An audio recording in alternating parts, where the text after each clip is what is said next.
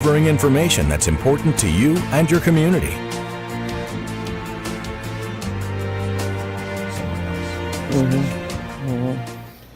Welcome to Life Esteem. I'm Nate Gaston, and this is Pat Gaston. We're so glad to always have you as a viewer. And today we're going to talk theater. We have with us writer-director Braddy, and also spoken word artist James Axel, who will be appearing in the latest production by the World Affairs Council and written and directed by Braddy. And it's called Oh Snap, It's For Real. And it's interesting because the reason why we're having them on is this play really talks about a lot of issues that we deal with in society. And so, welcome to the show. James, welcome. Thank you for having us. Tell us all about the production and why you decided to pick on these particular issues. Well, I guess it's another labor of love for me. Oh Snap, It's For Real is sort of a little mixture of life experiences for me. When I start thinking about all the issues that our society has, we've all faced them. So what I like to do with theater is start to think about how do you bring people to realize how these issues are getting our kids, our older people, our peoples of different ethnicities, how are they struggling with all these issues?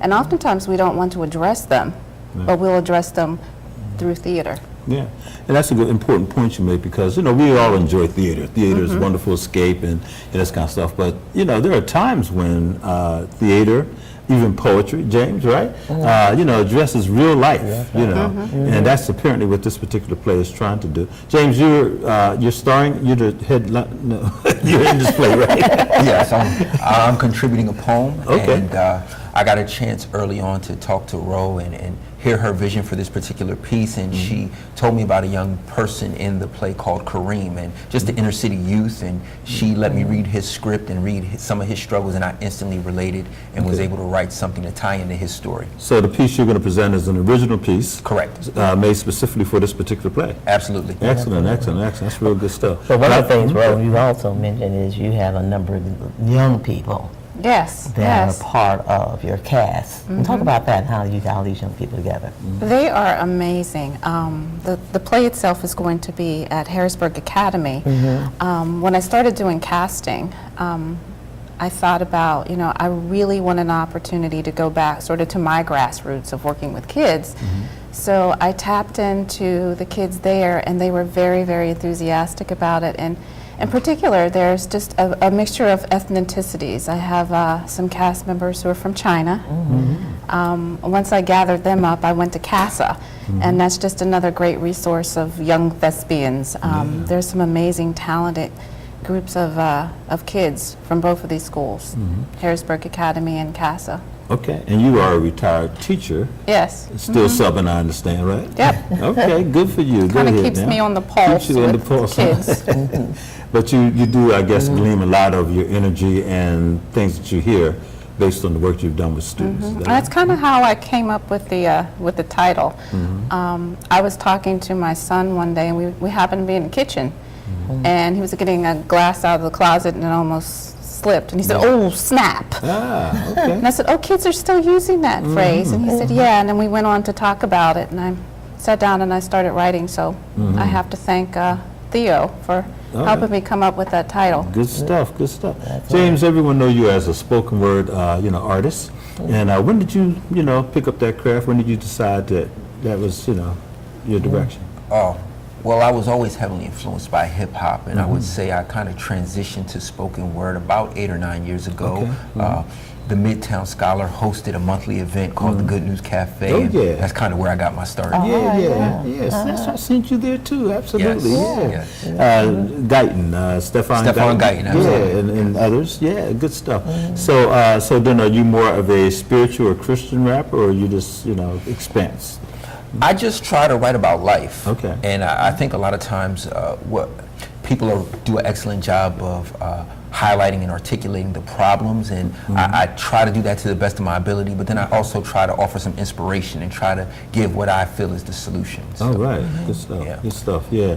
Now, I don't know if you have something up your sleeve or that you could maybe share with us today, but think about that. A piece you could share if you want to, So, Talk about some of the issues that you're addressing, okay? In the play, yeah. Oh, well, I think, you know, if any of us have watched the news, we know a lot of these issues, DACA, thinking about all the struggles that the people who are coming in from other countries are having right now. And a lot of these issues are affecting our youth. You know, there have been a great deal of kids who are struggling with their parents, you know, being deported. In particular, there's one student in the play who talks about being here in the United States and thinking that it's going to be a safe place for him, you know, a place where he's going to make friends, a place where he's going to feel safe. And in his own classroom, he realizes it's not that way because people don't like him simply because he doesn't look like them. He's from somewhere else. Now, when that piece was, you know, put into play, is that an actual story? Is that something that you kind of, you know, crafted, or? It is an actual story. Okay. You know, most of what I write is bits and pieces of things I have really experienced. Okay. Having taught, you know, kids with multiple ethnicities and abilities, there was always that struggle for kids who, you know, came in maybe as ESL students and who struggled because, first of all, they may not have spoken the language well, they have different cultures, and they just struggled. You know, so there's that piece. And I know that we're all familiar with what's happening with gun control. Yes. You know, that's, most of these issues are right out there on the media, and we know what the struggles are. But I guess for me, the passion is giving young people an opportunity to have voice in what's happening in their community and being able to do it through theater. Good stuff, yeah. And so, you know, one of the issues that we have, of course, is the ability to say it. Because oftentimes people get attacked when they talk about issues. So there's always someone on the other side, you know. So as a writer, and I'm asking this for both of you, how do you free yourself up to say, you know what, you know, either this is my view or I'm going to do a global view, and I'm okay with that, because there's always going to be somebody that kind of comes at it a little differently. How do you handle that, especially when creating a full piece like this? I think you just really have to look at it from your opinion, you know. And like I said, what I write has always been something that I've personally experienced. I've experienced racial discrimination as an African American woman. So it's my experience, so I can write about it. I've had kids who have been picked on, you know, and they were in my class, so I could write about their experience because I'm giving them voice. That's right. Good stuff. How about you, James? Well, I think the beauty about poetry is very non-judgmental. And so when you share, you're normally in these spaces where everyone is accepting and willing to at least listen. And I think the beauty about art is it should inspire conversation. And so whether it's a painting from Basquiat, whether it's a play, whether it's a poem, it should generate some sort of conversation. And even if you're on opposite ends of the spectrum, you should be able to respectfully disagree. And state your opinion. And I think ultimately at the end of the day, you have to be true to yourself as an artist. Very good. Yeah, absolutely. So you want to share a piece with us? Do you have anything that you'd like to, and even if it's not the whole piece, just a little flavor of your spoken word? Yes, I can do that. I can actually share a snippet from the play, if that's okay with. Well, all right. Great.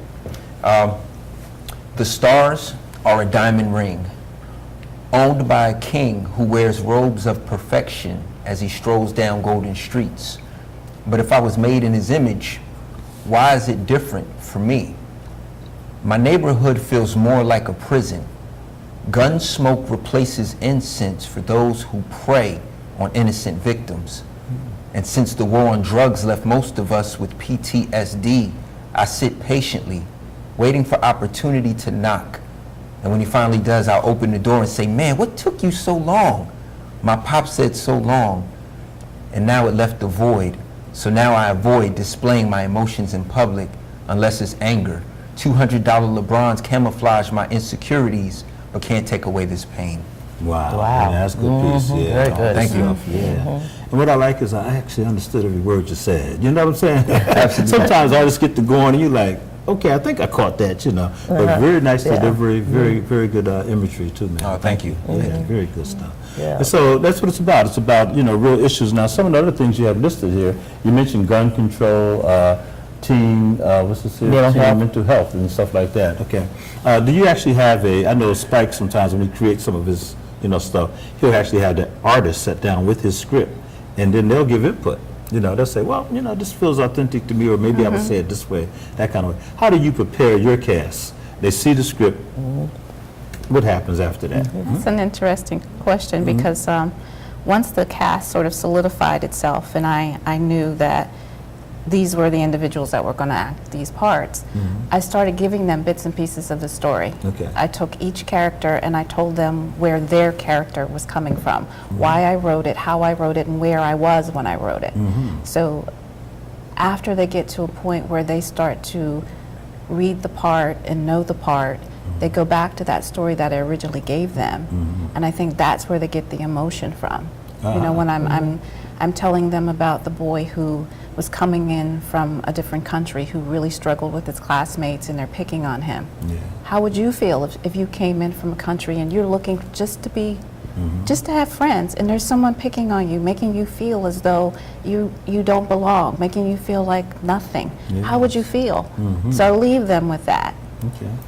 So let's talk also about the fact that this is a World Affairs Council of Harrisburg Global Artists Initiative. Talk more about the initiative itself. Well, I guess it was late summer last year. I just put out on my Facebook page, I had written Colored Mamas, Black Baby Boys, and I was just looking for sponsors. I was an independent producer, and Joyce Davis answered my call. She, I guess, I want to say maybe about a week later, she texted me and she said, I don't know why I'm, you know, considering doing this, but would you like to partnership with me and produce your play? So she created the Global Artist Initiative, and basically it's a project brought through the World Affairs Council for artists who want to have a place to showcase their work, their original pieces. Good stuff, good stuff. And how has it manifested itself so far? We've done a couple events. Last year was the first. They helped me produce Colored Mamas, Black Baby Boys, which was produced by the World Affairs Council through this new initiative, and it was performed at the Rose Learman Theater on the Hack campus. Yes, very nice. And then in January, we did an art expo. Yeah, Yes, so I we're remember that too, doing yes. a lot of projects Okay, through good the stuff. World Affairs Council. Good stuff. And artists that may want to be a part of, you know, your endeavors, how do they get in touch with you? What do they have to do to become a part of the initiative? Just reach out through the World Affairs Council of Harrisburg or the Global Artists Initiative, or contact me. Okay, very good. And they contact you how? At Braddy at whack@gmail.com. Okay, and that's WACH? Okay, gmail.com. Okay, great. We'll repeat that again, because I'm sure there's somebody sitting there thinking, I might that have sounds interesting. something. I Yeah, might wanna- absolutely. Now, you talked earlier, before we came on the show, about there's so many issues out there that you could truly address. What are you looking to do next? I know you have thinking already. Something. That's a problem. My head just doesn't shut off. I'm writing now a series of Curio Poems, and it's basically about how the media affects us. Starts off with a woman sitting in front of her television set, and she's listening to a broadcasting about the wall. So the first piece is, oh, that damn wall. And it's about what has happened with not only just what we see on television, but the people that it's affecting. So it's just bits and pieces about things that are happening in our media and how it affects the common day people. Very nice. Very good stuff. So you just get all kinds of inspirations. There's always coming out. something out there when you watch television. There you go. That's there you right. go. Yeah, let me take time to mention a couple things real quick, and that is we are sponsoring a series of writers' retreats through the Bowers Writers House at Elizabethtown College, sponsored by the Writers Workshop. I don't mind saying that's the official title is Nathaniel Gaston's Writers Workshop Incorporated. And we had our first one back in April. In fact, it was April the 6th, I believe it was. And the next one will be June the 1st. And it's free. It's free and open. It's a full day of 8 hours, like 9 to 5. And we did some significant writing and just had a lot of fun. If you would like to be a part of that, just give me a call at 717-608-2312. Again, that's 717-608-2312. You can also email us at P, as in Pat, Gadsden, Gadsden, at AOL.com. And we'd love to have you be a part of what we call a writer's retreat. The Bowers Writers House, which is directed by Jesse Waters, is a fantastic place and just a wonderful gift that the Bowers family gave to Elizabethtown College, and we hope that you'll come and be a part of it. And the next great play from Ro Braddy will probably come out of one of her experiences at the Writers Retreat, as well as my man James Axel coming in, doing some stuff as well. No, we'd love to have you, though. We just had a great time. And so, again, it's open to everybody.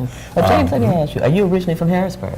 No, ma'am. Actually, I'm originally from Aberdeen, Maryland. It's about 30 minutes north of Baltimore. Okay. Yeah, okay, I know Aberdeen. I've been here for about 14, 15 years, though. Oh, have you? Okay. I might as well start claiming York as home. Yeah, okay. Are you down in York? Yes, sir. New York. Yes, sir. Are you familiar with Carla Christopher by any chance? Absolutely. I think everyone in York. Carla Christopher. Great poet, former poet laureate and all that kind of good stuff, but just a great writer, yeah. And she's so kind. She's such a supporter of the arts. She is. She's so selfless, always opening up doors and opportunities. She really gave life to the Writers' Workshop and, and brought the spirit back and all that. So, hats off for ever being in debt to Carla and all the good folks that have come our way over the last 42 years. And so it's good stuff. So, Ro, this play will take place again. Let's let people know where it's going to happen. Is there going to be an audience talk back? I know you did that before. Yes. The opening night is Friday, the 26th at 7 o'clock p.m. 26th of April. Yes. Okay. And then April the 27th, which is a matinee at 3 o'clock, but immediately after that, starting at 5, there'll be a talk back. A talk back, starting at 5. Okay, excellent. And that's on the second one then? Yes, the Saturday. The Saturday matinee, okay. And actually, I thought it's just twice, 2 productions? Just twice. Okay, that's wonderful then. So the 26th and the 27th.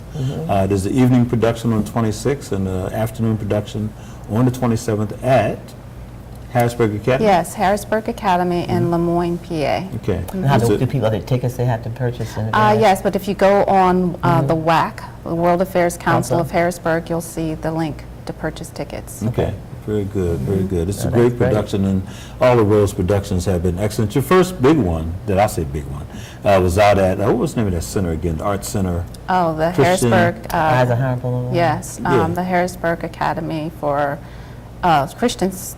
What was Harrisburg it? Christian Arts. They changed their name Oh, recently. they did? Yeah, Okay. So it was HCAP, Harrisburg's Christian Performing Arts Center. That's right. Yes. Yes. And you had a standing room audience that night. What was the name of that something. place? That was the Warm Heart of Steel. Yeah, the Warm Heart of Steel. Yeah. You use almost all exclusively local talent, is that Yes. right? Yeah. There's some amazing local talent. Yes, there is. Oh, absolutely. So one of the things we want to say to people is that if you ever thought about acting, there are a lot of great groups around that are doing this kind of work, but Ro really has done some really great work. And so how can people, do they have to audition? Of course they do. Yeah, And we make it official. Okay. Usually what we do is we start out with putting out a flyer, just looking for individuals who want to come out and try out. Okay. We have an open casting. don't even have to have experience. Nope. You just come out and see what you can do. Okay. So there's hope for me. No. Don't even think about it. I know I would freeze up out there. I'm sorry. We should get together and write one. Yeah, there you go. See, there you go. That Yeah. sounds excellent. Thank you. We'll make that happen. Yeah, and also, James, we got to get you down to Writers' Workshop, man. Oh, I would love to. Yeah. So, and for the persons who don't know, we want to thank the Midtown Scholar Bookstore, along with the Pappenfuss family. Of course, Mayor Pappenfuss and his lovely wife. They do a tremendous job of opening up their space to all kinds of different arts organizations. And Ro has been a big supporter of the Writers' Workshop coming down. And, we meet on Friday nights from 7 until 9, except the third Friday of the month. And that's because they have Third and the Bird.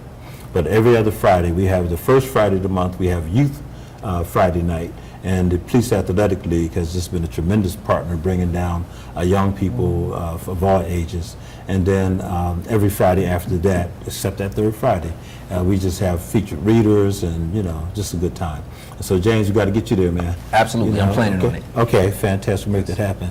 And Ro, you always too, because you do great poetry. Oh, And thank you. your work too, so we'd like to have you featured sometime as well.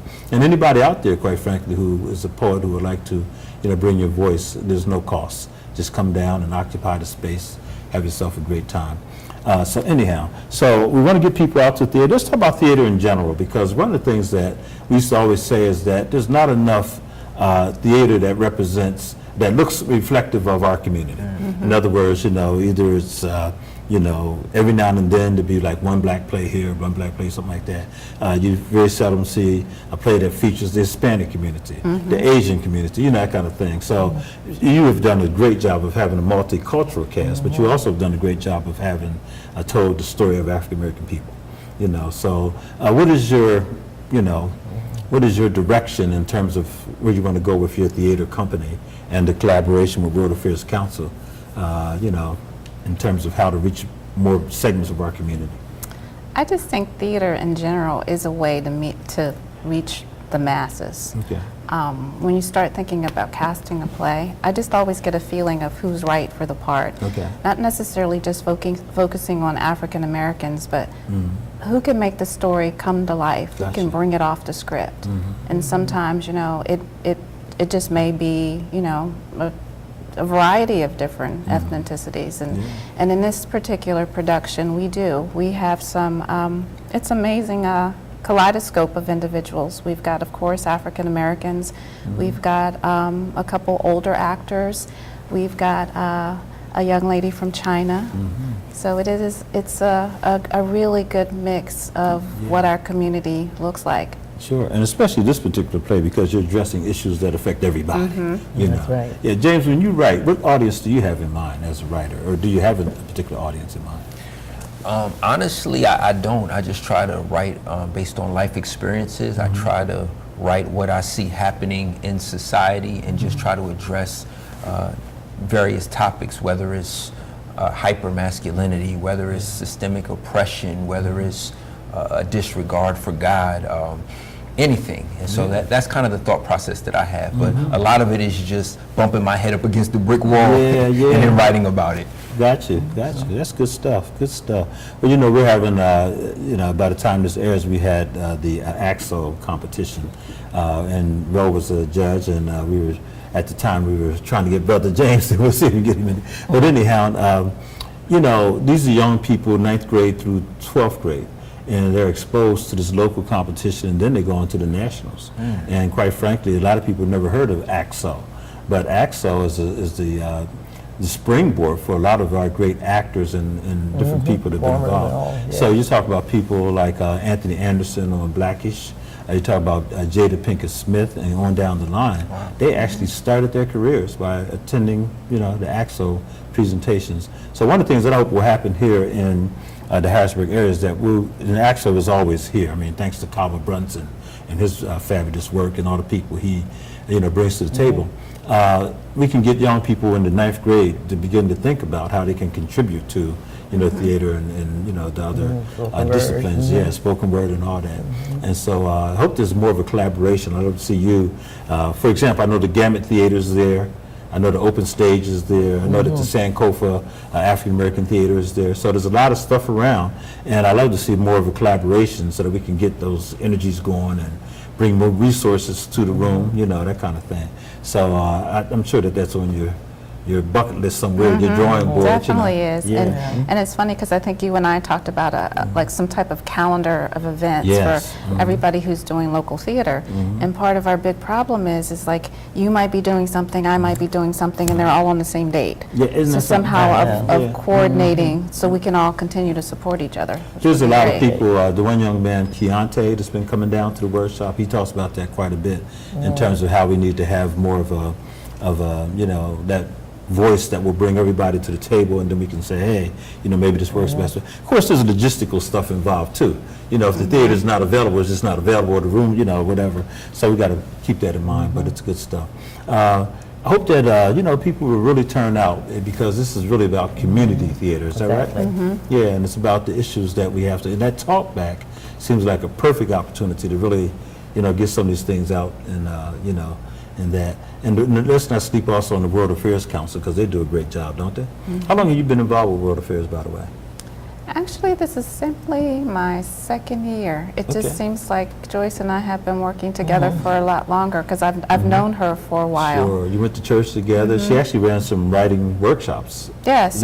She started a writer's ministry at our church, Day Spring Ministries, and she just simply said, anybody who wants to write, I'd be willing to work with you. And some friends of mine kept nudging me forward, and I kept thinking, no, no. And they literally pushed me. And about I'd say less than a year later, I wrote my first book. Wrote your first book? Yeah. Well, she got the magic. For those who don't know, Joyce was, I guess, what, the press secretary for Mayor Patrick Communications, and now she's the director of Penn Live. Is that right? Penn Live? Opinion editor. Opinion, yeah, the opinion page. Yeah, Opinion Live, opinion page. Something like that. But I know she's still writing. Let's put it that way. She's an author and doing great things. James, did you have any more little nuggets that you want to throw on this man off the top of the head? Spoken word? No, but I did want to mention that during the play, it's a collaborative effort. So I wrote one section, and then there was another young lady who wrote from a female's perspective, and her name is Lachey Bennett. Unfortunately, she's not able to be in the play, but I had to give her credit. She's a dynamic poet out of York, Pennsylvania. Oh, really? So it's going to be an awesome event. Okay, so we need to highlight both you and, what's it? Lachey Bennett. Yes, sir. From York, got to bring y'all down, you know. Yes, indeed. That's great stuff. And it's good to identify those other voices that are out there, you know, and everything. So, and York is jumping, doing pretty good work, you know, in terms of just keeping the arts alive. So Absolutely. That's great stuff, Absolutely. yeah. And so is Lancaster, you know, just mention all those little, you know, areas around Reading. We got to do more work at Reading, you know, and they're doing great stuff there as well. But anyhow, Ro, thank you so much for doing the work that you're doing. Thank you. You know, because you're bringing theater to Harrisburg, you know. And again, hats off to all the folks who make it happen because they give, you know, voice to a lot of our issues, as you say. And then also to give people an opportunity to get on that stage. And that's important too, right? It really truly is. So one more time, how can they reach you? Braddy at gmail.com, or whack@gmail.com. And that's W-A-C-H? Yes. When we say whack, and you know, we want to make sure that you get to the play on April the 26th in the evening at Harrisburg Academy, and then April the 27th. Yes, which is a matinee at 3 o'clock. At 3 o'clock? Yes. Okay, and then there will be a talk back around 5 o'clock. Yes. Okay. Folks, come on out, support the local artists, support the actors and the young people. Just be supportive of our community. It's called Oh Snap, it's for real. We hope to see you there at the Harrisburg Academy.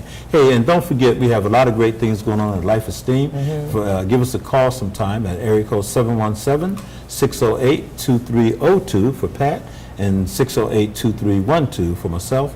And we'd like to fill you in on all the family programs. See you next time here on Life Esteem. Goodbye. Great stuff.